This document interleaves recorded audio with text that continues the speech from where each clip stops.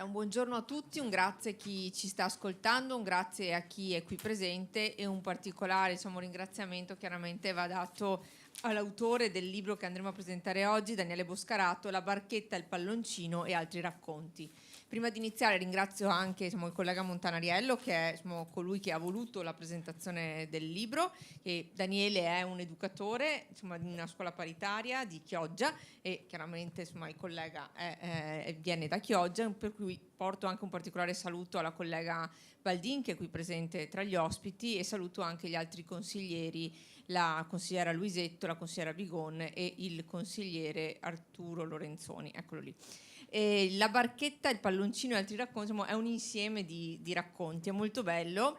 Adesso avremo modo dall'autore poi di sentire direttamente le sue parole. È anche molto veloce, ma una velocità che in qualche modo entra direttamente, anche prima dentro la testa e dentro il cuore delle persone, e fa fare i conti un po' con se stessi, nel senso che attraverso il racconto noi prendiamo anche consapevolezza di quello che in qualche modo ci succede nel bene e nel male, ma anche quel tra virgolette male, perché non è poi male, diventa un qualcosa di positivo, un qualcosa che fa emergere delle forze alle volte sconosciute e alle volte anche inconsapevoli. Mi è piaciuto molto proprio la tecnica del racconto, che alle volte noi sottovalutiamo, nel senso che è il modo più diretto per immergersi in alcune, in una visione, in un sogno che nella quotidianità alle volte non riusciamo a cogliere appieno e perdiamo. Io lascerei subito la parola anche per i saluti al collega Montanariello, che torno a ringraziare, per iniziare magari con qualche anche domanda: da dove anche ti è partita questa volontà di scrivere, anche data la giovane età, quindi complimenti doppi. Un grazie. Ringrazio io Daniele innanzitutto per onorarci con la sua presenza e la vicepresidente Zottis, che subito ha accolto a gran favore questo pungolo che in qualche modo è arrivato. Ringrazio i consiglieri presenti, partendo da Erika, concittadina di Daniele e mia, e anche Arturo Lorenzoni, la Bigon, la Luisetto e anche tutti coloro che sono qui oggi. Ma quello che dice da Francesca credo sia condivisibile. Vorrei aggiungerci che ha un valore che in qualche modo viene amplificato, quello che diceva la Francesca, se noi pensiamo che viene messo in una chiave di lettura l'idea di fragilità a fianco all'idea di un percorso positivo, di una speranza. La cosa che in qualche modo credo diventi fondamentale non è il fatto che questo venga fatto in un dibattito politico o in un salotto dove si discute di fragilità, ma viene fatto da chi per mestiere fa l'educatore, da un giovane educatore. Insomma, Daniele ha 30 anni ed è un giovane educatore, quindi in qualche modo questo rapporto con le generazioni future, con i bambini, con i giovani, credo che sicuramente sia stato fondamentale anche nell'interpretare diversamente quelle che noi fragilità le vediamo in un'ottica, ma te ovviamente che per mestiere quotidianamente sei circondato da ragazzini, la vedi in un'altra ottica. Io mi sono preparato un paio di domande che leggo per evitare di fare gaffe, essendo un tema tanto bello quanto importante e delicato. Il primo lo diceva un po' la collega Francesca, come è nato questo libro e perché proprio l'idea di un libro di racconti. La seconda è quella che un po' credo sia il nervo della discussione, cioè a quale urgenza vuole provare a dare una risposta a questo libro, l'intento qual era di questo libro, e in ultimo quale relazione esiste tra questo libro e il lavoro in ambito educativo che tu hai come insegnante, soprattutto, ripeto, con i più giovani, e quindi anche il tema, no, di fragilità, vedendolo anche da genitore, come da genitori qui, quando si parla di fragilità con i più giovani sono sicuramente fragilità che hanno connotazioni totalmente diverse da quelle che noi magari possiamo interpretare. Ecco, quindi grazie, e io mi taccio perché credo sarà più interessante ascoltare te. Parto subito dicendo una cosa, scusatemi per la voce, non è il mio giorno migliore, ma spero si senta. Parto dalla prima domanda. E perché scrivere? E di solito mi trovo di fronte un target molto diverso di persone a cui parlare e cui magari poter rispondere a questa domanda. Va tra i 3 e gli 11 anni di solito. E la prima cosa che mi viene da dire a loro è che scrivere è prendere una piccola o grande parte di sé e metterla a disposizione di qualcun altro. Perché lo scrivere, a differenza del parlare, richiede un passaggio intermedio, che è quello proprio del mettere concretamente quelle parole su un foglio che si ha davanti. E questo inevitabilmente mette alla prova, fin da subito. E per me questo, personalmente, è stata una prima sfida, perché mi sono reso conto che scrivere per me, in particolare, è il modo che ho trovato sempre più semplice per potermi esprimere, proprio per poter esprimere me stesso, a differenza magari di altre modalità o di altre situazioni. Perché è un libro di racconti. Il racconto, devo dire la verità, l'ho sempre amato, perché il racconto ha una caratteristica che ritengo unica, cioè la ricerca dell'essenzialità. Quindi il tentativo, in poche parole, di riuscire a esprimere un qualcosa, poche o pochissime parole. Tant'è che una delle prime sfide a cui mi ero trovato davanti era la possibilità di scrivere un racconto in 1500 caratteri, e con un certo tema, naturalmente, ma la possibilità di giocare con le parole. Quindi scegliere le parole giuste, capire come le parole abbiano un proprio peso, una propria importanza, una propria dimensione, e come inevitabilmente si possa fare un parallelismo tra quelle parole e le persone, perché le parole sono il frutto delle persone, sono uno strumento che le persone hanno a disposizione e sono uno strumento che molto spesso viene sottovalutato, e magari non rendendoci conto di come, dove non arrivano le parole anche in ambito educativo, ma non soltanto in ambito educativo, dove vengono a mancare le parole, arriva l'aggressività in tutte le sue forme, quindi non soltanto come aggressività fisica, ma proprio le parole hanno un ruolo chiave, e il fatto che ogni parola abbia una dimensione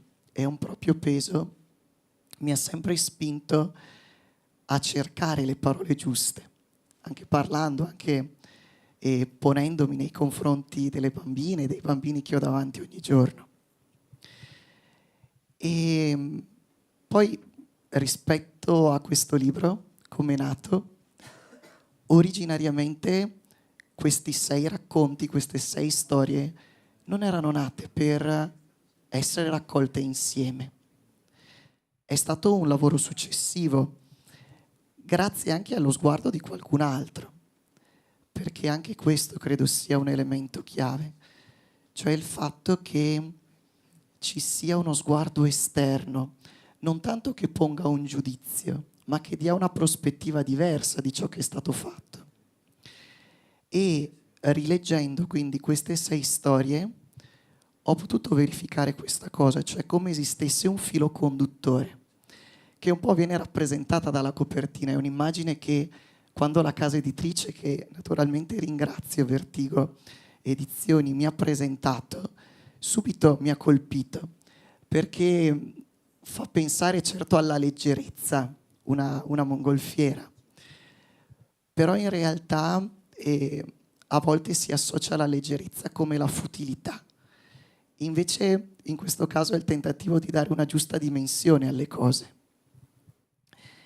E quindi ho visto il filo conduttore in una fragilità, le piccole, grandi fragilità dei protagonisti, che sono anche molto diversi tra loro. Alcuni sono dei bambini, altri sono dei ragazzi.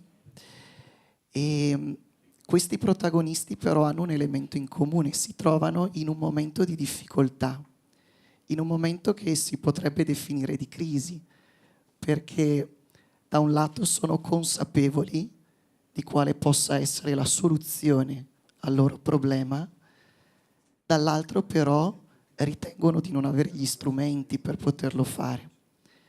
E quindi qui arriva anche l'aspetto educativo, di quanto sia importante, secondo me, riuscire con i bambini non soltanto avere uno sguardo prestazionale, legato quindi a ciò che un bambino riesca effettivamente a raggiungere come obiettivi di apprendimento, come abilità di vita, ma prima di tutto a riconoscere una maggiore consapevolezza di se stesso, che anche i propri limiti, che anche le proprie fragilità fanno parte di sé.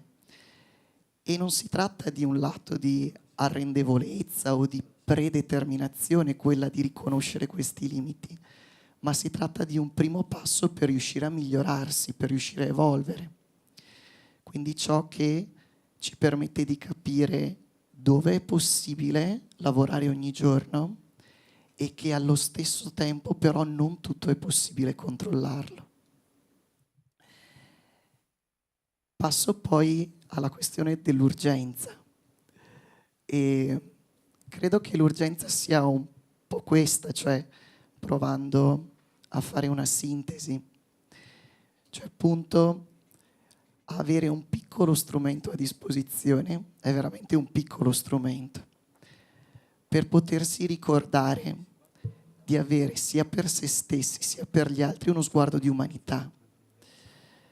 E uno sguardo quindi che vada a ricercare in se stessi e nelle persone che si ha intorno non tanto un ostacolo da superare, quanto un alleato, quanto una possibile ricchezza.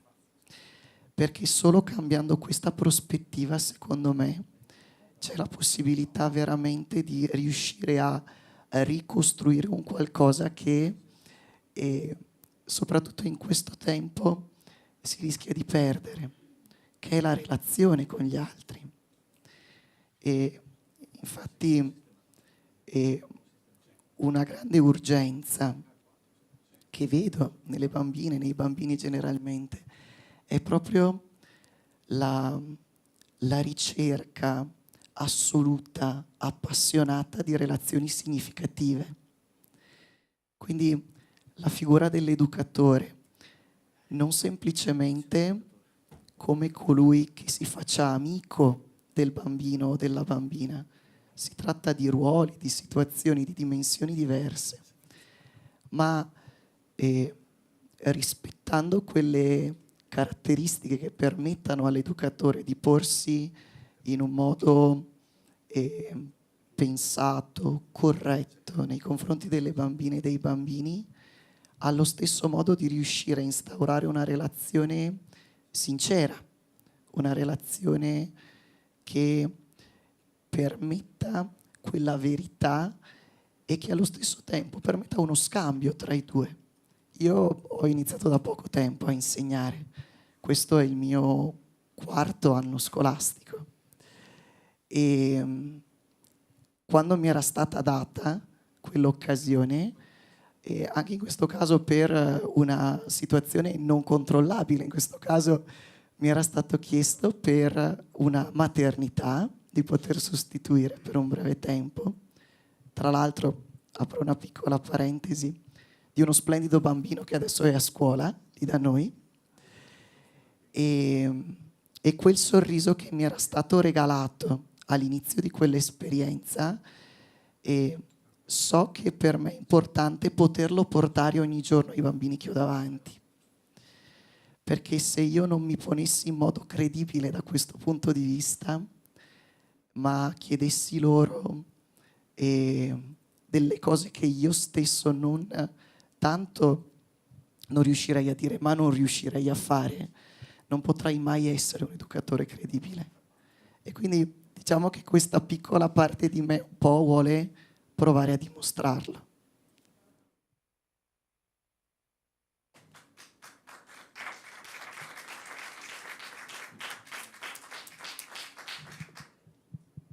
Intanto un grazie per un insegnamento anche che ci hai dato oggi. Non so se la consigliera Baldin voleva, visto la provenienza reciproca di Chioggia. Lascio la parola.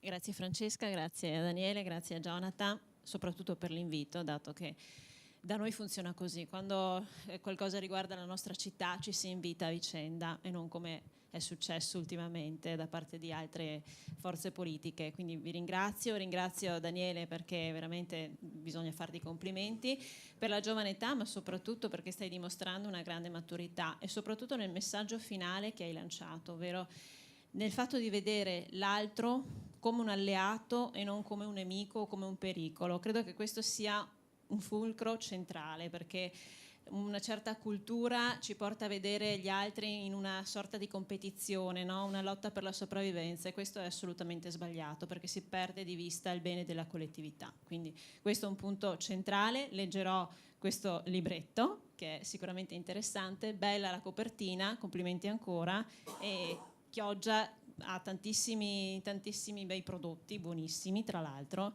ma soprattutto anche dei grandi talenti. Tempo fa ho avuto modo di ospitare un altro professore che si è occupato di scrivere la grammatica chiogiotta, un manuale di 1000 pagine, molto interessante, e questo sta a dimostrare che Chioggia è anche ricca di tanta cultura, quindi su questo bisogna assolutamente mettere un punto fermo. Grazie.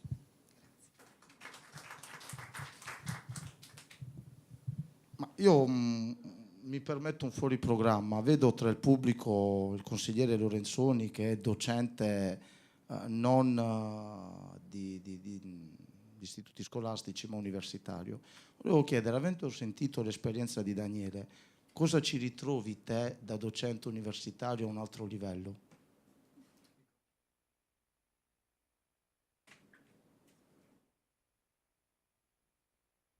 Grazie dell'improvvisata, Jonathan. No, complimenti a Daniele perché no, è bellissimo.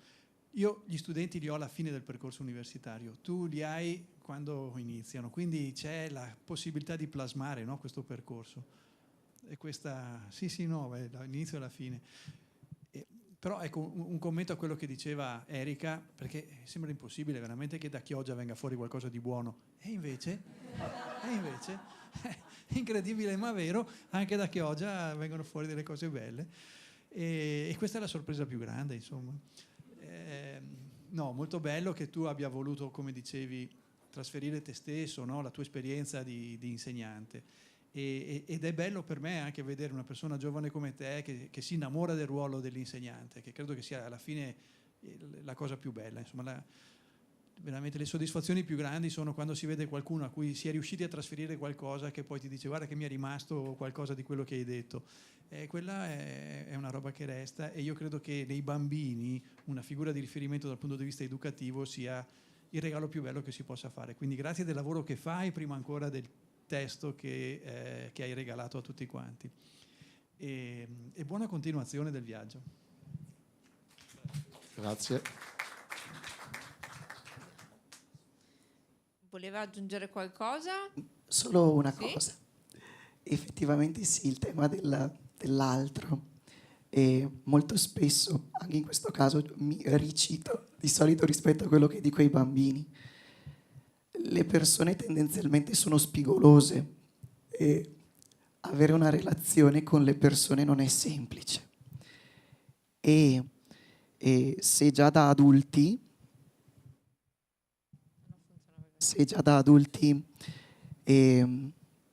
riuscire ad avere delle relazioni significative o delle relazioni che possano essere condotte in modo significativo non è semplice. Per i bambini si manifesta anche una certa insofferenza a volte.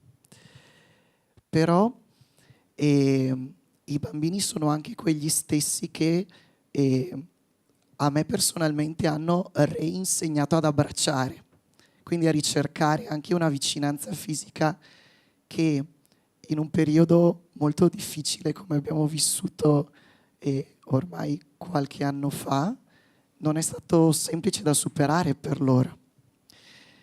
E quindi su questo sì, sono d'accordissimo, nel senso che è proprio necessario cambiare lo sguardo. Chi ho vicino non è un mio competitor, o può anche esserlo, però in realtà è comunque una ricchezza per me. E per i bambini in particolare, secondo me questo è importante, proprio per ricercare e un vivere insieme che permetta anche loro di esprimere quelle grandi potenzialità che molto spesso rimangono sopite senza la possibilità di relazionarsi con gli altri, banalmente nel gioco insieme e quindi in quell'aspetto di creatività a cui molto spesso i bambini oggi rispondono con diffidenza. Quando viene richiesto un lavoro creativo, paradossalmente, i bambini manifestano dei disagi, delle difficoltà, magari dicono io non so che cosa fare. E quindi questo lo si può ricercare nel rapporto con gli altri, nel vivere, nel giocare insieme.